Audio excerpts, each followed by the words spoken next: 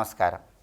ఈరోజు అన్నమాచార్యుల వారి జయంతి. ఈ సందర్భంగా పదకవితా పితామహుడైనటువంటి అన్నమాచార్యుల వారిని మనస్సులో స్మరించుకోవటం, వెంకటేశ్వర స్వామి వారికి సంబంధించిన స్తోత్రాలు పఠించటం లేదా శ్రవణం చేయటం ద్వారా అన్నమాచార్యుల వారి సంపూర్ణమైన అనుగ్రహానికి సులభంగా పాత్రలు కావచ్చు. అలాగే ఈరోజు వెంకటేశ్వర క్షేత్ర దర్శనం విశేషమైన శుభ ఫలితాలను కలిగింపజేస్తుంది.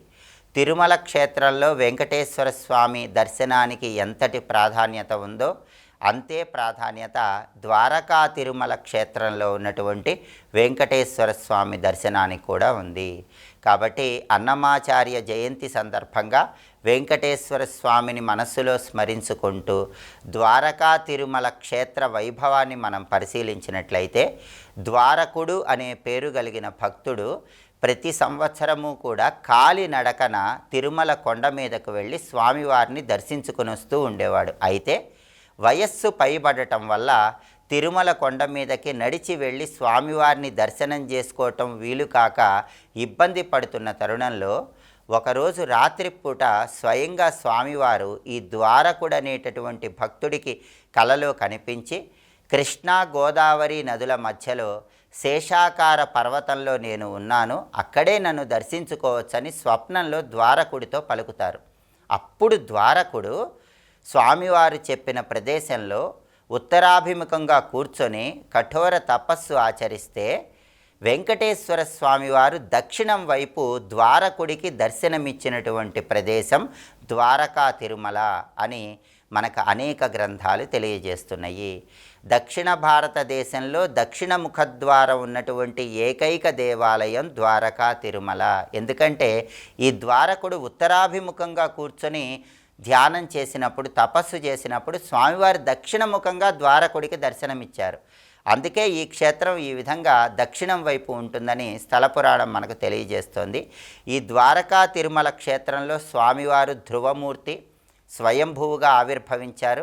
ఆయన్ని మనం నాభి ప్రదేశం నుంచి దర్శనం చేసుకోవచ్చు. అయితే ద్వారకుడికి స్వామివారు నాభి ప్రదేశం నుంచి వ్యక్తమయ్యారు కాబట్టి స్వామివారి పాదాలకు పూజ చేయటం, పాదసేవ చేయటం వీలు కాదన్న ఉద్దేశంతో తిరుమల క్షేత్రం నుంచి స్వామివారికి సంబంధించినటువంటి ప్రత్యేకమైనటువంటి మూర్తిని, విగ్రహాన్ని తీసుకొని వచ్చి ఆ విగ్రహాన్ని కూడా ద్వారకా తిరుమల క్షేత్రంలో ప్రతిష్ఠించారు. అందుకే ద్వారకా తిరుమల క్షేత్రంలో 2 రూపాలను మనం దర్శనం చేసుకోవచ్చు. ఒక రూపంలో ద్వారకుడికి స్వామివారు స్వయంభువుగా దర్శనమిచ్చినటువంటి నాభి ప్రదేశం నుంచి కనిపించేటటువంటి మూర్తి స్వరూపం. ఇంకొక రూపము తిరుమల క్షేత్రం నుంచి ఋషులు తీసుకొని వచ్చి ఆయనకు పాదపూజ చేసుకోవటానికి వీలుగా ఏర్పాటు చేసిన విగ్రహం. ఈ రెండింటినీ కూడా ద్వారకా తిరుమల క్షేత్రంలో మనం దర్శనం చేసుకోవచ్చు. ఒక రూపాన్ని అంటే ద్వారకుడు దర్శనం చేసుకున్నటువంటి, ద్వారకుడికి స్వామివారు స్వయంభువుగా కనిపించినటువంటి రూపాన్ని దర్శనం చేసుకుంటే మోక్షప్రాప్తి కలుగుతుంది. అలాగే ఋషులు తిరుమల క్షేత్రం నుంచి తీసుకొని వచ్చి ప్రతిష్ఠించినటువంటి రూపాన్ని దర్శనం చేసుకుంటే ఇహలోకంలో సర్వసంపదలు కలుగుతాయి. అందుకే ద్వారకా తిరుమల క్షేత్రానికి ఉన్న ప్రాధాన్యత ఏంటంటే ఇహలోకంలో భోగాలు, పరలోక మోక్ష ప్రాప్తి రెండూ కూడా ఈ క్షేత్రం మనకు అనుగ్రహిస్తుంది. ఈ క్షేత్రంలో స్వామివారికి అభిషేకం నిర్వహించరు. ఎందుకంటే ఇక్కడ స్వామివారికి అభిషేకం నిర్వహించినట్లయితే కొణుజులు అనే పేరు కలిగిన ప్రత్యేకమైన చీమలు అన్నీ కూడా ఆ దేవాలయం చుట్టూ వ్యాపిస్తాయి. అందువల్ల ఇక్కడ స్వామివారికి అభిషేకం చేయకుండా కేవలం మంత్రస్నానాన్ని మాత్రమే నిర్వహిస్తారు. స్వామివారికి బ్రహ్మోత్సవాలు కూడా వైశాఖ మాసంలో, ఆశ్వీజ మాసంలో 2 సార్లు జరుగుతాయి. వైశాఖ మాసంలో స్వామివారు స్వయంభువుగా ఆవిర్భవించినటువంటి రూపానికి, ధ్రువమూర్తికి జరుగుతాయి. ఆశ్వీజ మాసంలో ఋషులు తిరుమల నుంచి తీసుకుని వచ్చి ప్రతిష్ఠించినటువంటి రూపానికి జరుగుతాయి. కలియుగ ప్రత్యక్ష దైవమైనటువంటి వెంకటేశ్వర స్వామిని తిరుమల క్షేత్రంలో దర్శిస్తే ఎలాంటి సత్ఫలితాలు కలుగుతాయో అటువంటి సత్ఫలితాలే ద్వారకా తిరుమల క్షేత్రంలో ఉన్నటువంటి స్వామివారిని దర్శించుకున్నా కూడా మనం పొందవచ్చని స్థల పురాణం మనకు తెలియజేస్తోంది.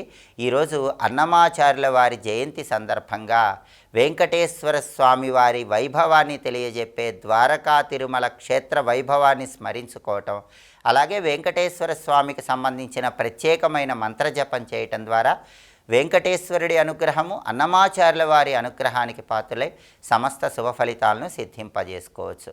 ఆ శక్తివంతమైనటువంటి వెంకటేశ్వర మంత్రం ఏంటో ఇప్పుడు మనం చూద్దాం.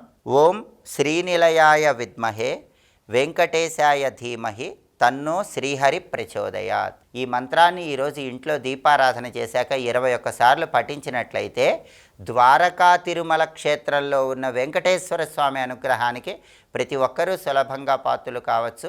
అన్నమాచార్యుల వారి అనుగ్రహం వల్ల సంగీత రంగంలో కూడా విశేషమైన పురోభివృద్ధిని సాధించవచ్చు. అంతటి శక్తివంతమైన మంత్రాన్ని ఇంకొకసారి చూద్దాము మరి. ఓం శ్రీనిలయాయ విద్మహే వెంకటేశాయ ధీమహి తన్నో శ్రీహరి ప్రచోదయాత్. మంత్రజపం చేయండి. కలియుగ ప్రత్యక్ష దైవమైన వెంకటేశ్వర స్వామి అనుగ్రహానికి ప్రతి ఒక్కరూ సులభంగా పాత్రలు కండి. స్వస్తి.